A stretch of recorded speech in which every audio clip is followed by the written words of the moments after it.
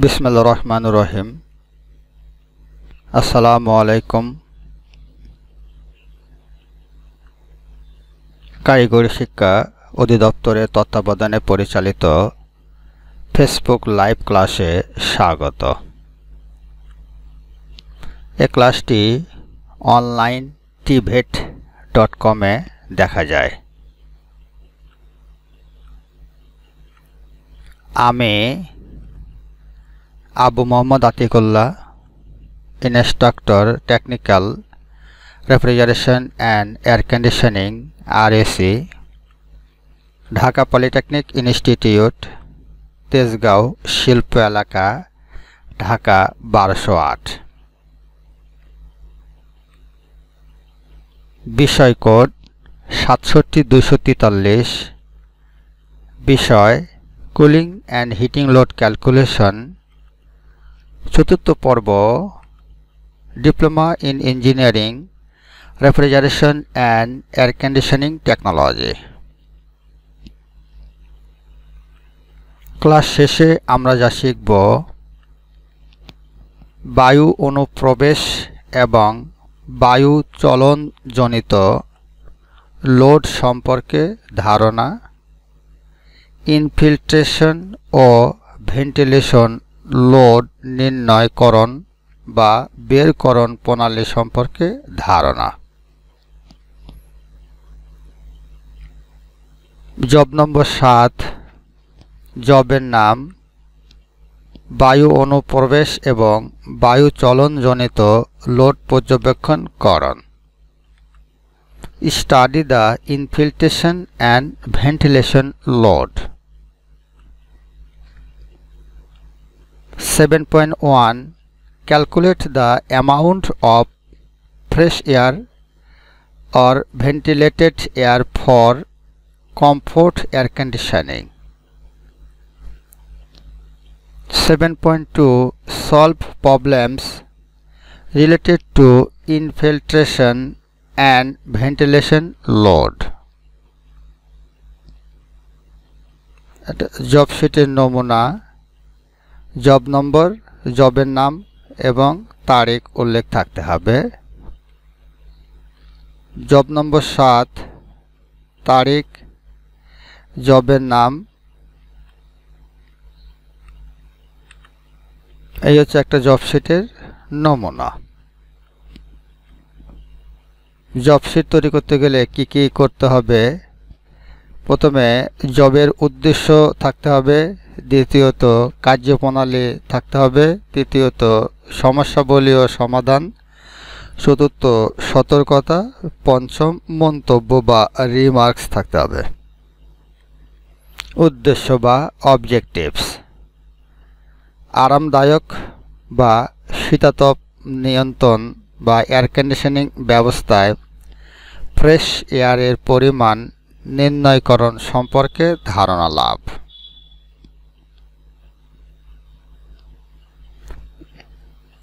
Infiltration বা বায়ু অনুপ্রবেশ এবং ভেন্টিলেশন জনিত সমস্যা সমাধান সম্পর্কে জানতে পারবে।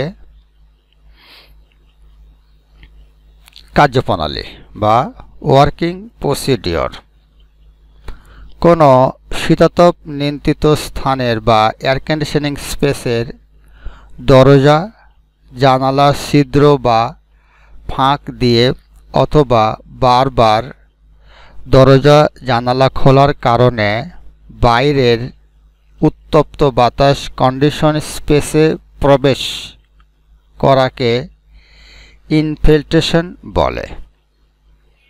ইনফিল্ট্রেশনের পরিমাণ নির্ভর করে দরজা জানালার ফ্রেম কতটা বায়ুরোধী এবং মানুষের যাতায়াতের জন্য দরজা কত ঘন ঘন খোলা হয় ইত্যাদির উপরে।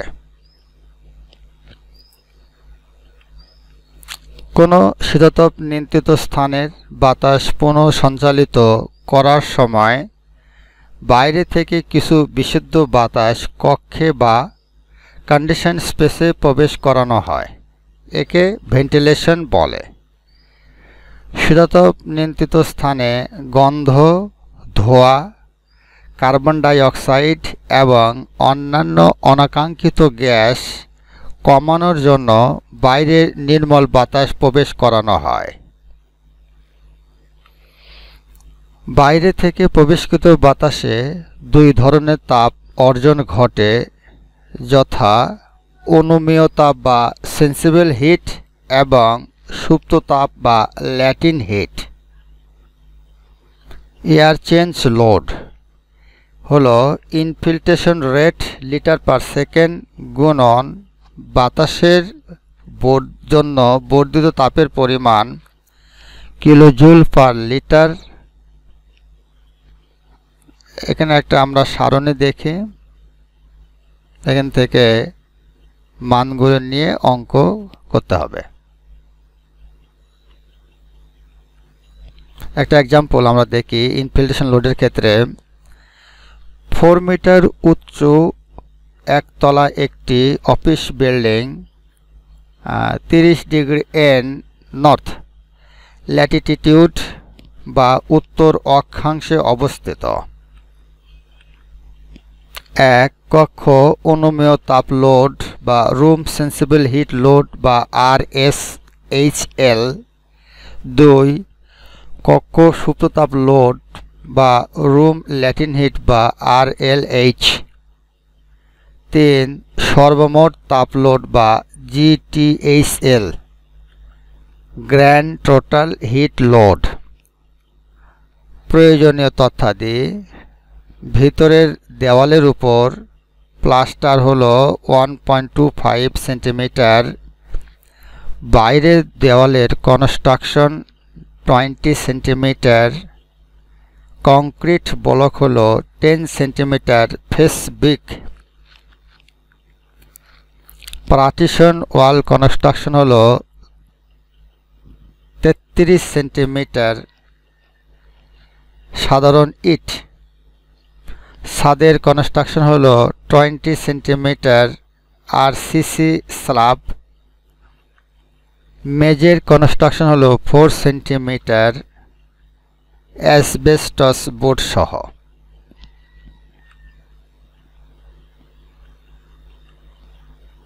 টোয়েন্টি সেন্টিমিটার কংক্রিট বা 1.2 সেন্টিমিটার সিমেন্ট প্লাস্টার। ঘনত্ব ব্রিকের ক্ষেত্রে 2000 KG per metre cube, concrete হলো 1900 KG per metre cube, asbestos বোর্ডের ক্ষেত্রে 520 KG per metre cube density. এগুলো সব। আর ফেনেস্ট্রেশন বা জানালার ব্যবস্থা 2 মিটার ইন্টু 1.5 মিটার বা 1.5 মিটার। কাচের জন্য ইউ ফ্যাক্টরের মান হলো 5.9 watt per metre square degree Kelvin. দরজার হলো 1.5 ইন্টু 2 মিটার কাঠের প্যানেল এর ইউ ফ্যাক্টর হলো 0.63 watt per metre square degree Kelvin. বাইরের ডিজাইন কন্ডিশন হলো 43 degree centigrade, dry bulb temperature 27 degree centigrade, wet bulb temperature WBT। ভিতরের ডিজাইন কন্ডিশন হচ্ছে 25 degree centigrade, dry bulb temperature বা DBT এবং 50% RH বা relative humidity. তাপমাত্রার দৈনিক বিস্তৃতি হল 31 ডিগ্রি সেন্টিগ্রেড থেকে 43 ডিগ্রি সেন্টিগ্রেড বা গড়ে 12 ডিগ্রি সেন্টিগ্রেড।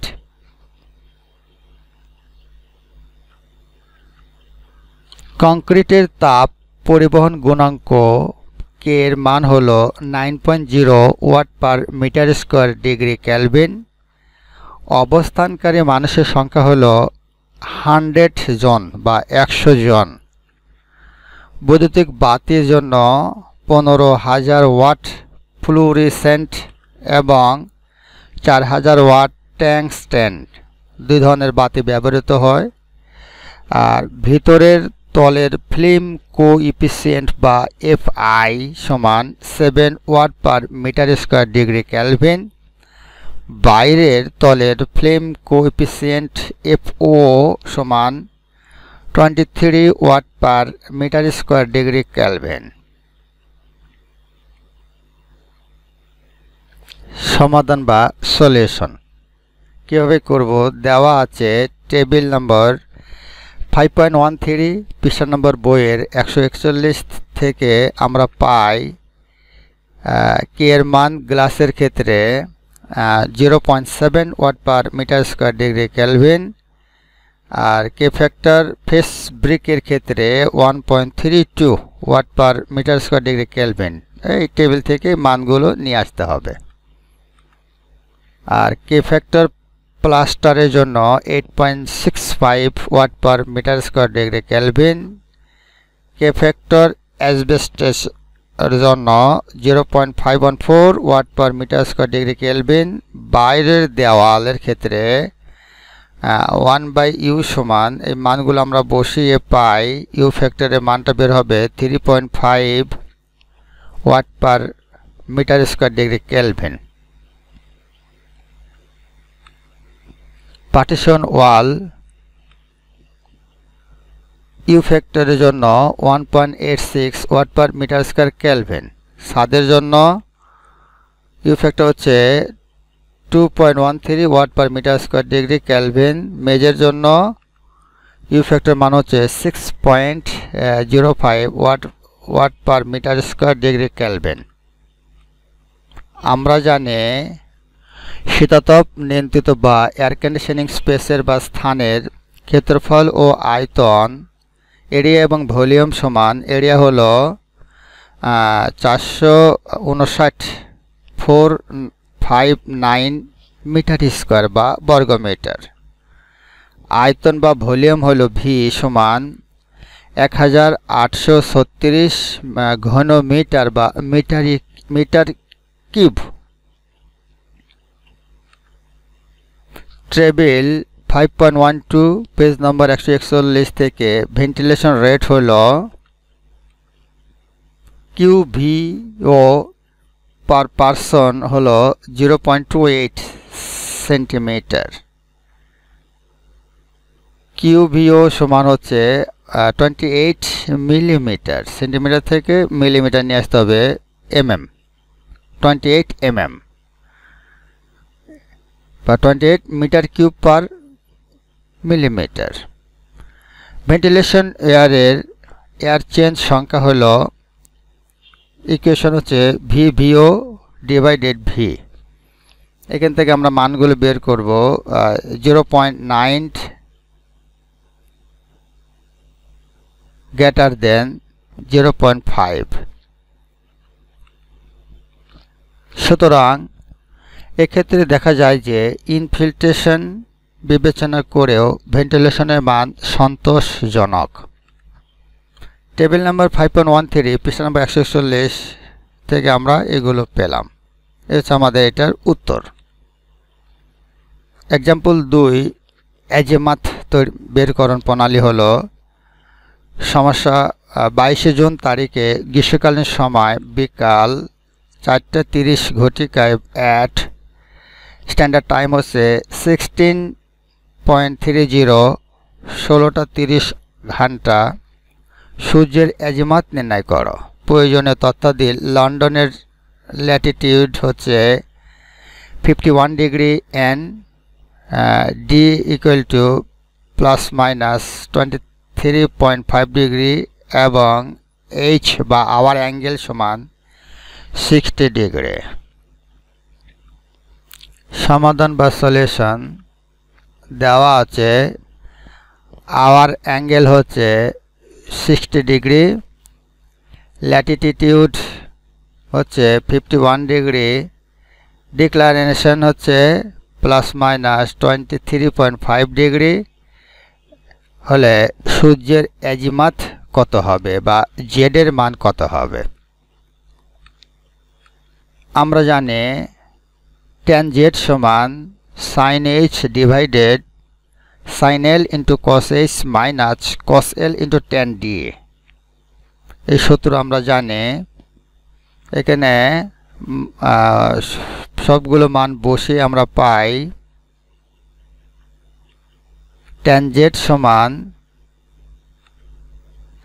7.26।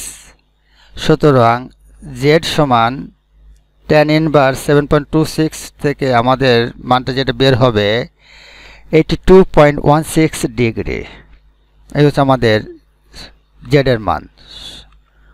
সুতরাং Z সমান 82.16 দক্ষিণ পশ্চিম দিকে বা ওয়েস্ট অফ সাউথ। সুতরাং সূর্যের অ্যাজিমাত Z সমান 82.16 ওয়েস্ট অফ সাউথ। এই হচ্ছে অ্যান্সার অ্যাজিমুথ বের করার প্রণালী। এক্সাম্পল 3 আমরা দেখি ইনফিল্ট্রেশন রেটের ক্ষেত্রে 5.5 metre into 3.5 metre into 3 metre সাইজের একটি রুমের দৈর্ঘ্য গুণন প্রস্থ গুণন উচ্চতা হলে একটি অ্যাভারেজ ফিট নন ওয়েদার স্টিপড জানালার ক্র্যাকের মোট পরিমাণ 10 মিটার। বাতাসের বেগ হলো বা air velocity 9 metre per second. ইনফিল্ট্রেশনের এয়ার চেঞ্জ রেট হলো কত তা নির্ণয় করতে হবে। টেবিল নাম্বার 5.9 পৃষ্ঠা নম্বর 140 ব্যবহার করে 2 বাতাস প্রবাহের ঘর্ষণজনিত বাধার জন্য QV সমান 0.125 into 0.64 delta P to the power 0.63 litre per second per minute metre সূত্র ব্যবহার করতে হবে।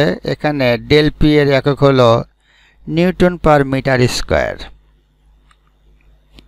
সমাধান বা সলিউশন দেওয়া আছে। কক্ষের আয়তন বা ভলিউম হলো 5.5 ইন্টু 3.5 ইন্টু 3। এগুলো সব গুণ করলে আমরা পাবো 57.75 মিটার কিউব বা ঘনমিটার, 57.75 ঘনমিটার আয়তন। বাতাসের চাপ বা এয়ার প্রেসার হচ্ছে ডেল্টা পি সমান রো সি স্কোয়ার ডিভাইডেড 2। এখানে মানগুলো আমরা বসিয়ে বাতাসের ঘনত্ব মান হচ্ছে 1.2 কেজি পার মিটার স্কোয়ার। সুতরাং ডেল পি হচ্ছে এয়ার প্রেসার হচ্ছে 45.6 নিউটন পার মিটার স্কোয়ার। এখান থেকে আমাদের আসবে 0.5 বা হাফ সেন্টিমিটার ওয়াটার। টেবিল নম্বর 5.7 থেকে আমরা পাই 0.5 সেন্টিমিটার অফ ওয়াটার চাপের পার্থক্যর জন্য অ্যাভারেজ ফিট হলো নন ওয়েদার স্টিপড জানালার ক্ষেত্রে ইনফিল্ট্রেশন রেট হলো 4.0 metre square per hour per metre crack. মোট ইনফিল্ট্রেশন রেট হলো QV সমান 4 ইন্টু 10 সমান 40 মিটার কিউব পার আওয়ার, 40 ঘনমিটার পার ঘন্টা। এয়ার চেঞ্জ রেট হলো QV ডিভাইডেড V সমান মানগুলো আমরা বসিয়ে পাই 0.67। এয়ার চেঞ্জ রেটের মান হচ্ছে 0.67 বা 0.67। 2 নম্বর হচ্ছে মোট ইনফিল্ট্রেশন রেট হলো QV সমান, যেটা আমরা পূর্বেই দেখিয়েছি। এখানে সকল মানগুলো আমরা বসিয়ে পাই। এয়ার চেঞ্জ রেট হচ্ছে ওই 0.6 একই হলো। সুতরাং এখানে দেখা যায় যে একটি বড় ধরনের নন ওয়েদার স্টিপড জানালা থেকে প্রাপ্ত ইনফিল্ট্রেশন রেট প্রতি ঘন্টা এয়ার চেঞ্জের চেয়ে অর্ধেক বা হাফ এর বেশি, অর্ধেকের চেয়ে বেশি। সাবধানতা বা প্রিকশন। 1. কি পরিমাণ ফ্রেশ এয়ার শীতাতপ বা এয়ার কন্ডিশনিং স্পেসে বা স্থানে প্রবেশ করানো হবে তা সঠিকভাবে নির্ণয় করতে হবে। 2. বায়ুর অনুপ্রবেশজনিত লোড সঠিকভাবে নির্ণয় করতে হবে। 3. প্রয়োজনে শ্রেণী শিক্ষকের সহায়তা নিতে হবে। এগুলো সাবধানতা। এখন মন্তব্য বা রিমার্ক। ইনফিল্ট্রেশন ও ভেন্টিলেশন লোড নির্ণয় করতে পারলে মোট কুলিং লোডের প্রভাব সম্পর্কে জানতে পারবে। এই হচ্ছে আমাদের জব শেষ। Thanks. Any question you can find me at, এই ইমেলে যোগাযোগ করবে। যে কোনো প্রশ্ন থাকলে পাঠিয়ে। পুনরায় এই ক্লাসটি দেখতে ভিজিট করো onlinetibet.com।